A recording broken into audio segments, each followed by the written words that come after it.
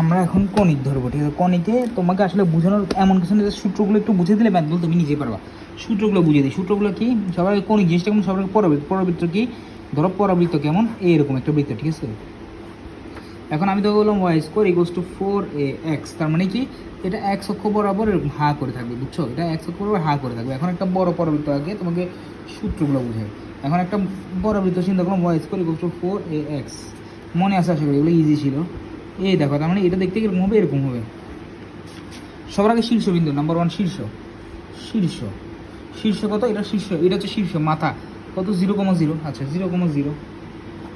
আচ্ছা উপকেন্দ্র, উপকেন্দ্র এই জায়গা, এখানে হচ্ছে উপকেন্দ্র, ঠিক আছে? এটা হচ্ছে উপকেন্দ্র। উপকেন্দ্র কত? এইটুক দূরত্ব আমরা এ ধরি, ঠিক আছে? এইটুকু দূরত্ব আমরা এ ধরি, তাই উপকেন্দ্র তাহলে কত? a,0, a,0। আচ্ছা নিয়ামকের পদ্ধতি, উপকেন্দ্র এখান থেকে যতটুক দূরত্ব, এইটুক দূরত্ব আরেকটা রেখা থাকে, সেটাকে আমরা বলি নিয়ামক রেখা, ঠিক আছে?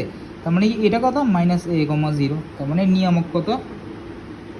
-a,0। আচ্ছা অক্ষরেখা, এটা কোন অক্ষরের উপর অবস্থিত? এটা কোন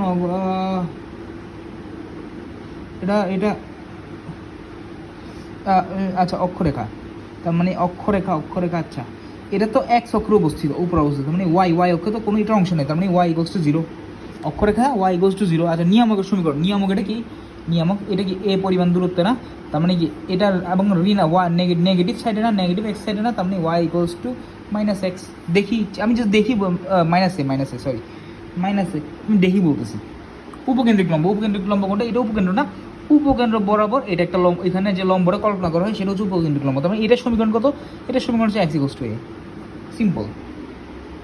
আর শীর্ষবিন্দুতে স্পর্শক, এই দেখো এটা হচ্ছে শীর্ষবিন্দু, এটা তো স্পর্শক কত? 0। শীর্ষবিন্দুতে স্পর্শক কত? x equals two 0। আচ্ছা উপকেন্দ্রিক লম্বের দৈর্ঘ্য, আচ্ছা উপকেন্দ্রিক লম্বের দৈর্ঘ্য, এই লম্বের দৈর্ঘ্যটা কত? এই জায়গা যদি যখন a হয়, বুঝছো, এটা হয় 2a, এটা হয় 2a, ঠিক আছে? তাহলে 2a তাহলে পুরো দৈর্ঘ্য কত? উপকেন্দ্রিক লম্বের দৈর্ঘ্য equals to modulus of 4a, ওকে? উপকেন্দ্রিক লম্বের প্রান্তবিন্দু, আচ্ছা প্রান্তবিন্দু, এটা একটা প্রান্তবিন্দু, এটা একটা প্রান্তবিন্দু। আচ্ছা প্রান্তবিন্দু কত? এ বরাবর এ, এ বরাবর 2a, তার মানে কি a,2a, এ বরাবর এ বরাবর 2a, তার মানে a,-2a। তার মানে আমার এই প্রান্তবিন্দুটা কত? a, plus minus 2a। উপকেন্দ্রিক দূরত্ব কত? a plus x। উপকেন্দ্রিক দূরত্ব হচ্ছে যে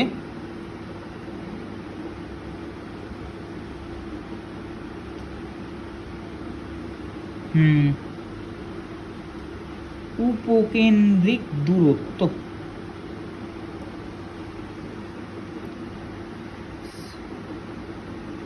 আচ্ছা উপকেন্দ্রিক দূরত্ব বুঝছি, ধরো এইখানে এই দূরত্বটা, বুঝছো? উপকেন্দ্রিক দূরত্ব কি? a plus x। আর